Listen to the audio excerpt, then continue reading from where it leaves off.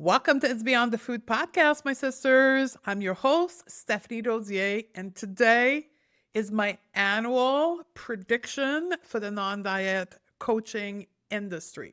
So if you've been around last year, I think the first week of January, I did my prediction for 2025. And it was one of the most popular episodes, both on YouTube and on the podcast feeds. And I'm going to make this an annual episode that I'm going to do, and I'm going to follow your feedback. I'm going to do it earlier. So you're listening to this mid-December instead of the second week of January. So I want to help you with this podcast episode understand the shift in both the online industry of coaching and the non-diet industry. I want you to think about this as your annual briefing, your roadmap, and I changed the timing to give you a chance to get ahead, prepare, and plan for the shift that I foresee coming in 2026. So for any people listening to this because of SEO, you've never met me before, and here you are. I'm Stephanie Dodier, and I'm the founder of the Non-Diet Coaching Certification. I have spent the last now almost 10 years in the health industry. I'm a nutritionist at the core, and I have been working exclusively in a non-diet health space for almost the last 8 years now, coaching general population, uniquely women, and for the last 5.5 years now, teaching, coaching health professional to enter or grow within the non-diet space. So I have multiple program non-diet coaching certification, the Growth Collective, which is a business mentorship. So I see what's happening. I have collected patterns.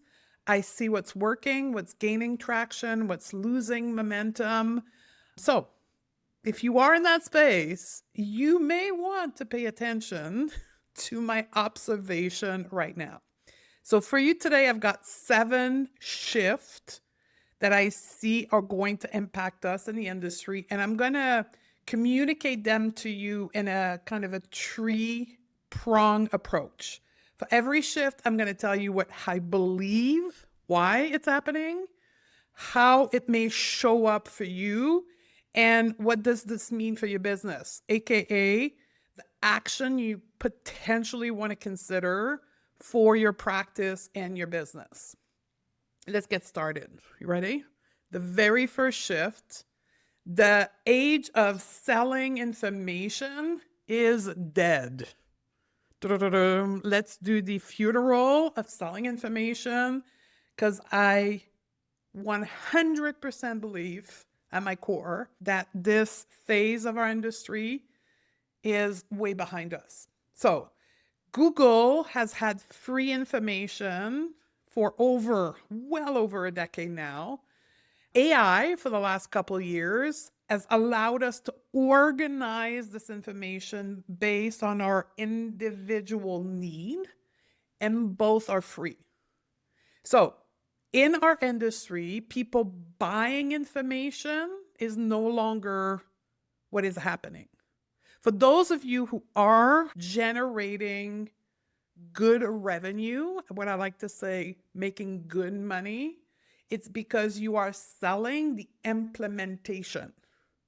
And if you want to continue to thrive in 2026, that's where the focus needs to be. Implementation, customization, personalization of the implementation of the information.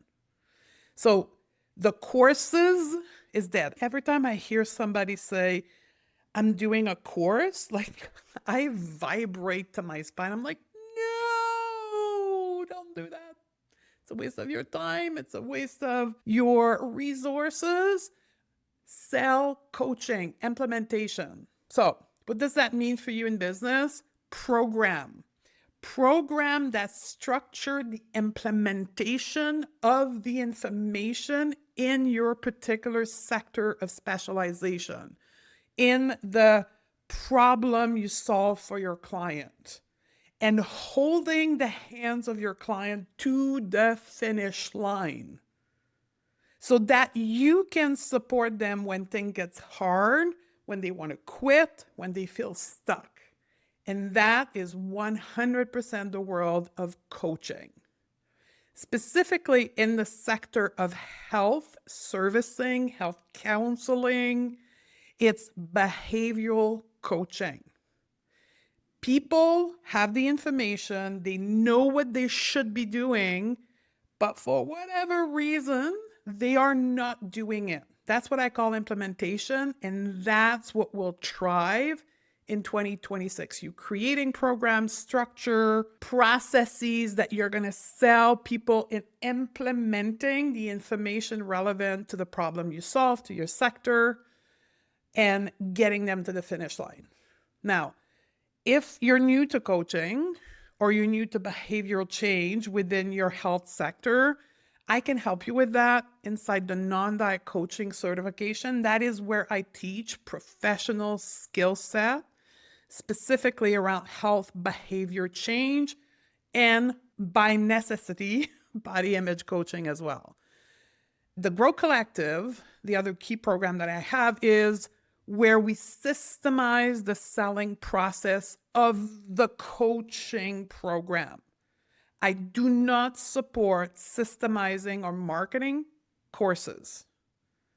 I just don't, because I know, like, I have a deep ethical perspective on this, and you will not find one of my client or my student selling a course, because I don't believe, and they don't believe, that this is what the future is in 2026.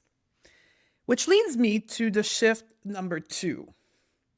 Customization is expected in 2026. So on the same team of implementation, the customization of the implementation is expected. People, when they are ready to put money on the table, they want a personalized, customized experience. Again, if I take the field of eating behavior, for an example, many of you are familiar with intuitive eating. The book of intuitive eating is $27. You can go on Google and find thousands of blogs that are going to pretty much recycle the information from the book. And then you can go to AI and tell you how to implement the free information from Google. So what people want now is go beyond the food, beyond the intuitive eating, because they likely have tried it on their own and they failed. So they believe they are uniquely, quote unquote, broken, something is wrong uniquely for them. They will come to you thinking something is, quote, wrong with me. And they think they're alone in that uniqueness, and they want help solving the problem for them. So the consultation process, so I'm talking to all of you who sell one-on-one counseling coaching. The consultation stage is critical for you to sell more in 2026, because that is the way people know that your program will be customized, personalized for them. And also, it is my opinion that the quick fix, specifically in the non-diet sector, is gone. The 6 weeks program to become an intuitive eater, people see the bullshit through this, and they want longer packages customized for them. So in a way, I'm saying here that, quote, high ticket offer, I don't really like this word, but anyway, that's where people can connect with. And I'm all about using client language, and my client language, you, the professional coming to me for business mentorship, use the term high ticket offer. So I'm going to use it here, but yeah, high ticket offer long-term coaching packages that are going to see people through the end, and the consultation, so people understand you're going to customize, personalize your process for them, which means you need to understand the level of sophistication of your client so that you can customize accordingly. So what is client sophistication? It's how much your client already know about their problem and how ready they are to take the next level of action. So again, if we add on to everything that I said up to now, the client sophistication that are coming to us for one-on-one counseling or coaching is likely, on a scale of 10, a 4 to 5 level of sophistication. If they're a 1 in the sophistication, meaning, for an example, if you are in nutrition, again, I'll take this example, if people won't come to you in 2026, if they just got to understand that diets don't work, for whatever reason, they were somewhere on planet Earth and they have never heard the concept that diets don't work, and they've never heard of the word intuitive eating. This is not our client anymore. That level of sophistication, like a 1 on a scale of 10, is not who we sell to in 2026. We sell to the level 4 or 5, which means they know that diets don't work. They still want to lose weight. They're struggling with their body image. They kind of know that how they feel about their body is linked to their eating behavior.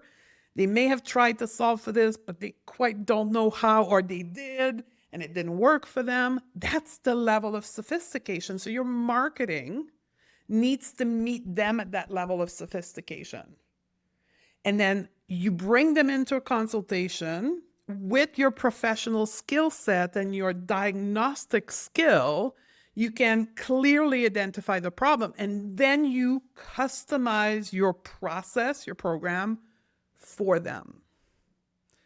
And again, we can help you with that depending on where the gap is for you.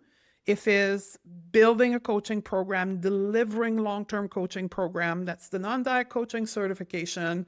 If you have the coaching skill and it's about doing the level of sophistication in the marketing and packaging a repeatable marketing system, that is the Grow Collective. Now I'm going to go for shift number 3, somewhere different, but somewhere that goes along to why the selling of information is that. Ready? Shift number 3. AI smart health professional will win in 2026. So all of us who understand, use AI ethically will be the ones selling better, more, and easier in 2026. Now, I have an analogy that I use in my world for AI. Stick with me here. But imagine you're at a train station, a metro station, a tube station, no matter where you are in the world, and the tube is coming. I'm using the tube, and Alana will recognize herself if she's listening to this, because one of my students in the non-diet coaching certification always start our office hours, and she's coming off the tube in London. So that's for you, Alana. So imagine you're at the train station and the train is coming. The train is AI. You're either getting on the train to get to where you want to go, the result you want in your business, or you're staying at the train station and you're never getting to the result you want. You're either getting on the AI train or you're getting left behind, my friend. Now, because one of the traits in my community is our values, we have strong ethics. Perhaps the reason why you're not on the train of AI yet is because you're seeing it as, quote, unethical. So you're resisting, and it makes total sense that you would. However, it is not true that AI is unethical. AI in itself is totally neutral. It's a machine, it's a system. It's how we use it. And that's the key. So we use AI in my world ethically. And here's my number one rule or tips when it comes to AI. AI is not a generator. AI is an editor. AI is an organizer, but it's not the planner. You need to plan for your business. You need to put that into AI. It will organize it for you. You need to generate the writing, the content, and AI will edit it for you. I have a master prompt in my AI. So I'm a ChatGPT AI person. I have a master prompt, and the master prompt says this: you are my business partner. I want you to advise me in my project and in my decision process.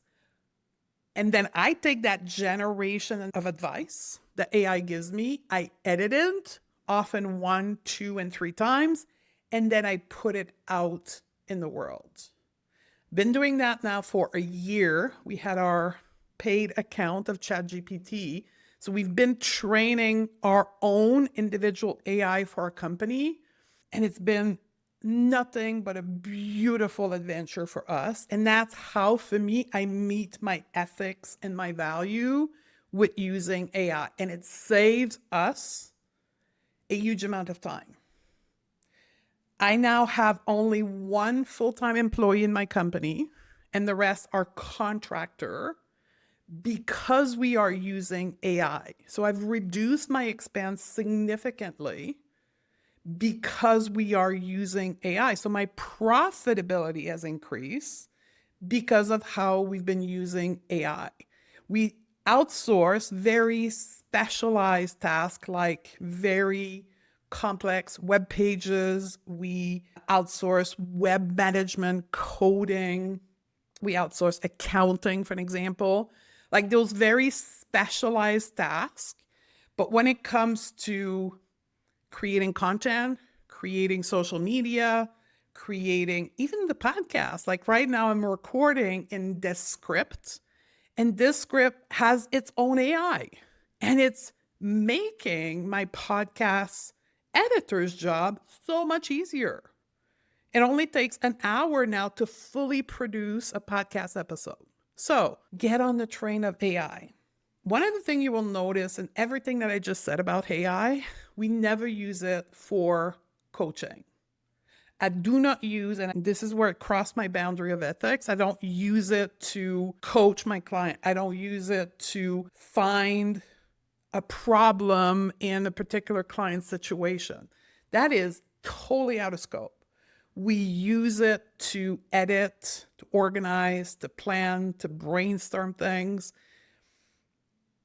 I can't speak more highly of AI than I'm doing now. So my recommendation is get on the train, and get on the train ethically. We are embedding now AI in all of our program. We've been using it now for a year, and I'm ready. I've been testing, teaching our way of using AI with our Grow Collective student, and it's been beautiful for them. So starting with right now with the alumni group in January, we're going to teach how to train AI specifically for our field. So if you're one of my students, we're doing a sprint on that come January. Shift number 4, we're halfway through. And if you're watching on YouTube right now, I'm raising my cup, my beautiful Santa cup. I'm going to take a sip of coffee. And we're moving on to shift number 4. Okay. Shift number 4, it's about GLP-1. Here's my prediction. We are about to enter in 2026 in what I now call the GLP rebound era. So let's contextualize that.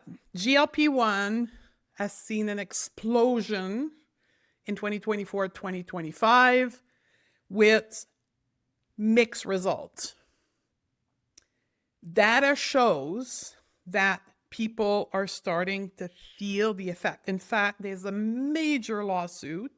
I think last I heard about it on media, it was $50 billion that a group of GLP-1 users in the United States were suing the manufacturer of various, I think the top 3 GLP-1 manufacturer, because of the side effect.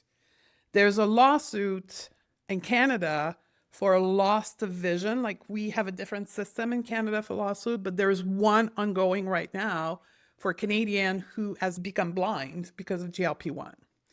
So there's major side effect, and because people have been on it for a period of time, they're encountering those side effects. These side effects are worsening, and financially, most people cannot sustain it for a long period. So we have a lot of people coming off GLP-1, and as data is telling the world, people are regaining the weight.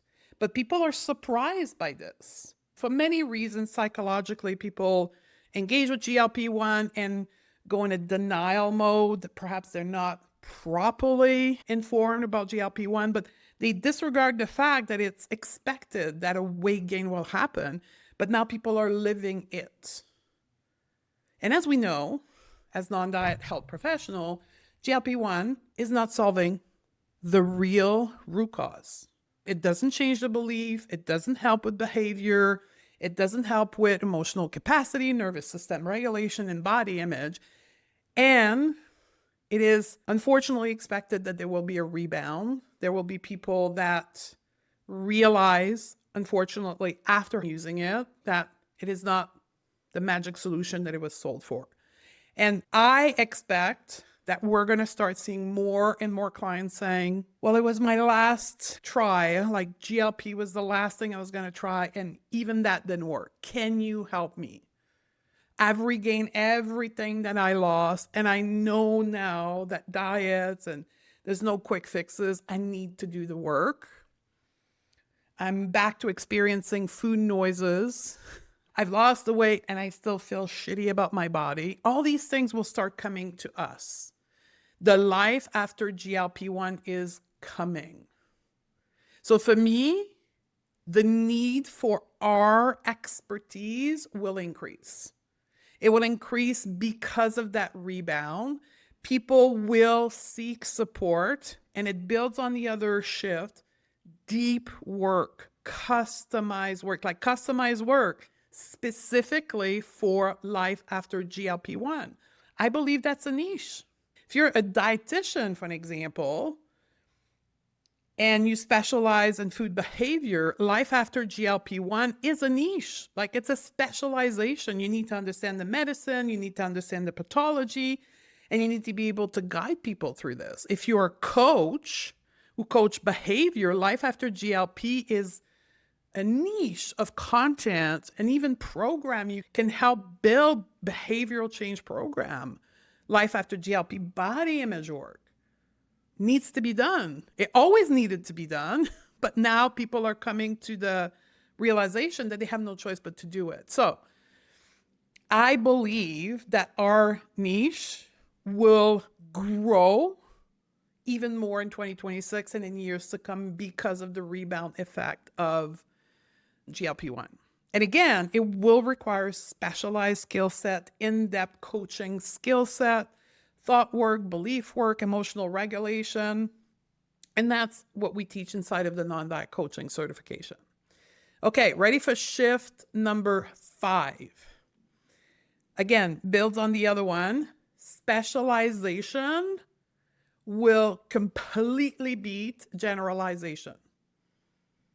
And I know last year when I put this out, because that was a shift last year, that it's a shift again this year, because there's this innate fear in professional that if I specialize, I will have less opportunity to work with people. And then when we combine the understanding of social media today and how marketing works and the amount of content people are receiving, it makes an absolute winning case of specialization over generalization. You will have more client if you specialize than if you generalize and keep just being, quote, a dietitian, a health coach, a fitness professional. You need to be a fitness professional for and a specialty. You need to be a health coach who specializes in. You need to be a dietitian 4. You need to own your lived experience. I believe that specialization thrives in an environment of lived experience. Here's my favorite question I ask professional. Why did you get in the health field, in the health industry in the first place? Because all of us have a personal story as to why we decided to educate ourselves in the health field and become professional. Why did you get into it? And that is the root of your specialization and your expertise. Name it and build on it. Build on your expertise in your marketing, build in your expertise in your customization and the creation of your methodology.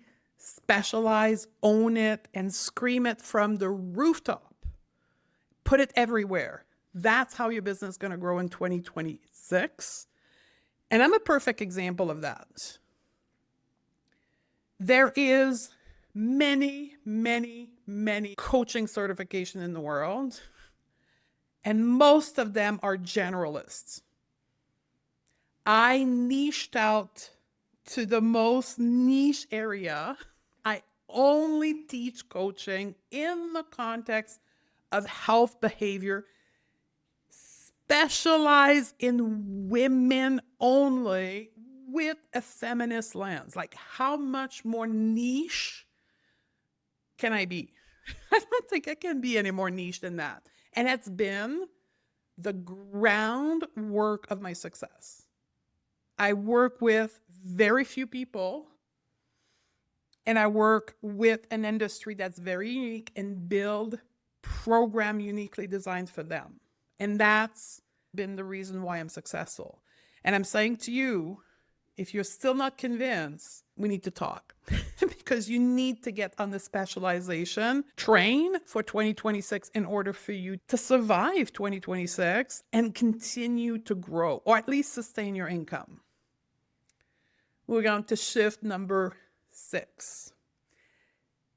Simplicity is sustainability in 2026. In a digital world where technology is in a constant explosion, where free opportunity for marketing is massively expanding. Think all the social media style, platform, ways that you can freely market your business. You cannot be everywhere, and you cannot do everything. I have been digital entrepreneur since 2016, and I can tell you that I constantly had to make huge amounts of decision starting in 2020 during and after the pandemic where I was going to grow my business. And I believe that's the reason why I'm still here. And most of the people in the masterminds I was in 2020, 2021 are no longer in business because they fell into the trap of wanting to be everywhere and doing everything. And that is not sustainable. And that is even more prevalent in 2026. It was in 2025 and will continue to be. You have to aim for simplicity everywhere. 1 to 2 social media platform, 1 to 2 kind of social media content on each platform. And then go into it full head on in that social media where your ideal client is, and that one type of content that is relevant to your ideal client. Otherwise, it's exhaustion, it's quitting. I'm not going to give you a name, but I can give you a list of people to who I was doing business with and being really close with that are doing something completely different now because they burnt out very quickly. So I'm going to give you an acronym here to help you. This is something I teach in the Grow Collective. As you make choices towards building program marketing, follow this acronym here. Simple, doable, and safe. So I'm going to use it in the context of building a offer for your client. Make sure that your offer is simple. Simple for you to deliver, simple for your client to understand. It solves a specific problem, clearly state a simple way of achieving that result. It needs to be doable for you, doable for your ideal client, because your ideal client is as overwhelmed as you. They don't have 5 hours a week to watch videos and fill out PDF workbook. That era's gone. That's gone. You need to create and pick the most important thing your client needs to do. Watch, listen, hear, learn. And it needs to be doable within an hour a week. And it needs to be safe. It needs to be safe for them to do. It doesn't cause major disruption in their life. And it needs to be safe for you to do as well.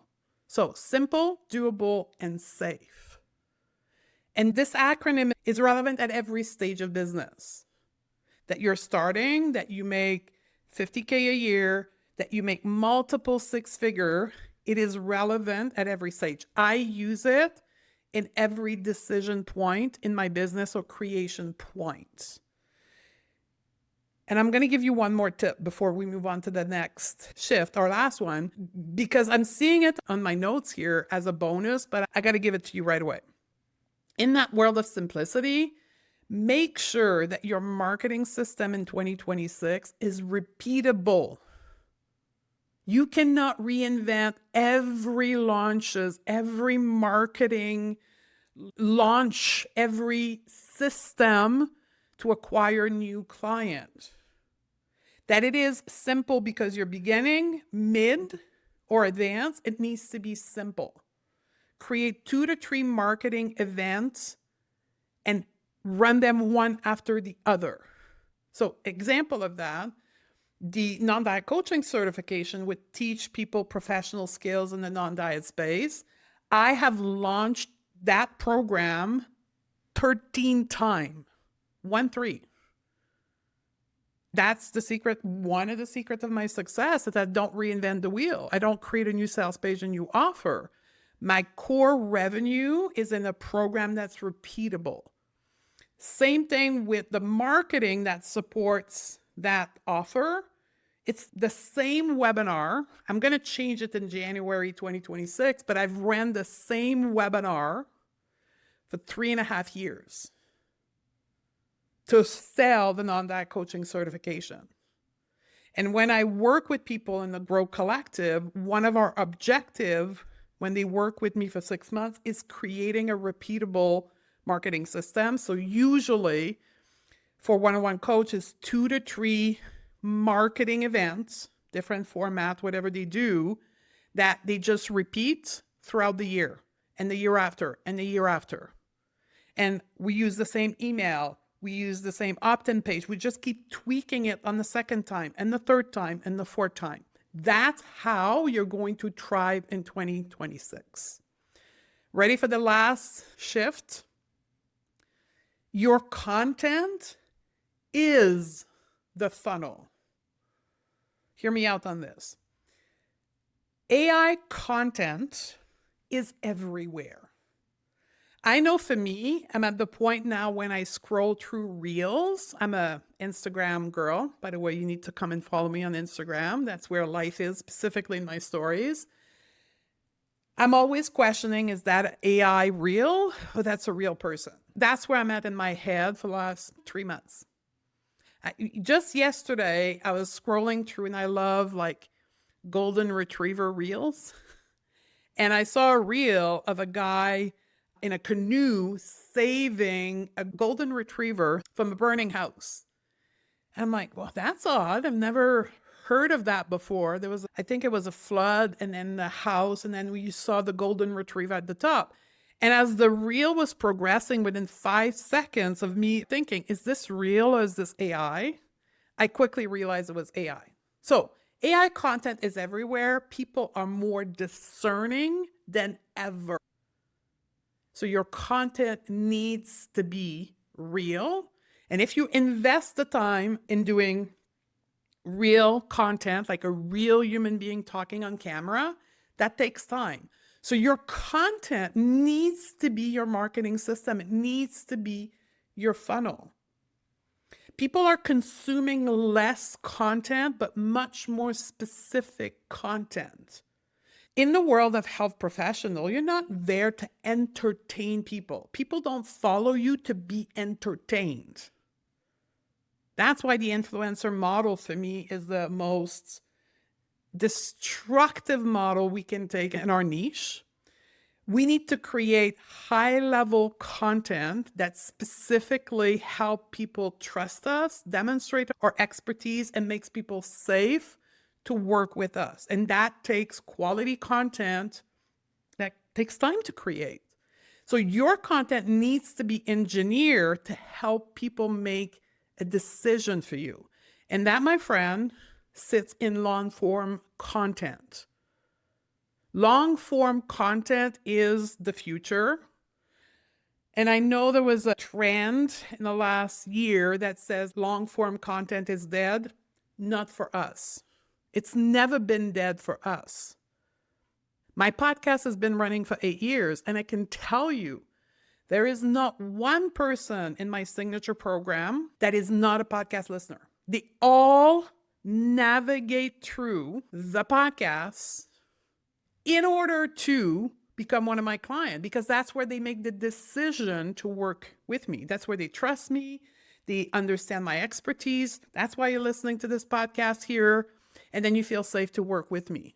So if long form content is missing from your ecosystem of marketing, you need to get on it for 2026.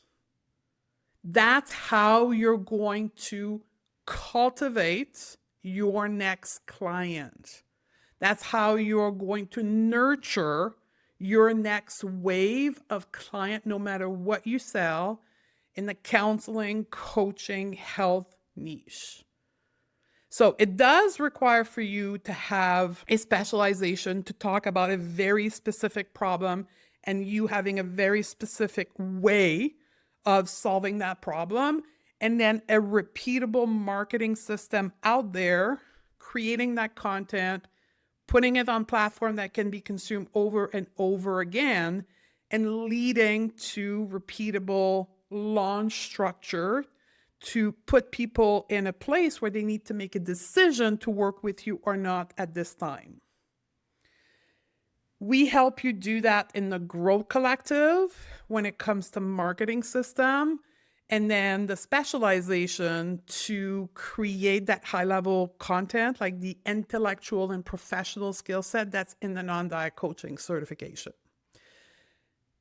Now, I'm going to give you my advice. I want to wrap this up into giving you my number one advice. Like if I had to pick of all of these shifts, and my goal is to build my revenue in 2026 or increase my revenue in 2026, what is the number one thing I would do of all of this? And I'm going to answer this with no matter which level of business you are at. So that fits anyone. A repeatable marketing system. That is my number one focus for all of you in 2026. And if you are a new person, you're building your business, the stage of repeatable marketing system for you is making sure you have an email software. You are building up people to come into your email community, and you are engaging with that email community. Level 1. Level 2, that's when we create experiential event. We continue to do the email community, and then we layer into this experiential event where people can interact with you, get to know you, trust you, experience your expertise, and feel safe working with you. And then the more advanced level, that's when we do paid marketing. We continue to build the email, we have the repeatable marketing system, and then we layer in paid marketing. So repeatable marketing system for me is the number one priority in 2026.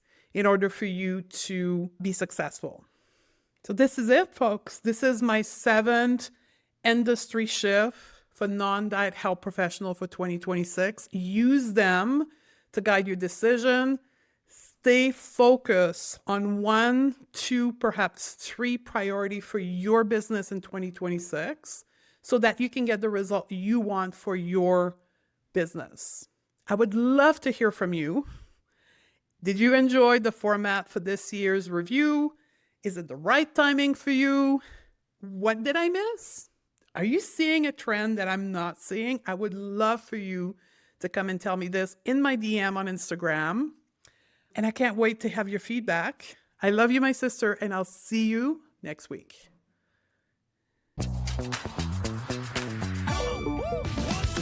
Want to coach behaviors, not bodies? Learn the mindset tool and the method that create real changes?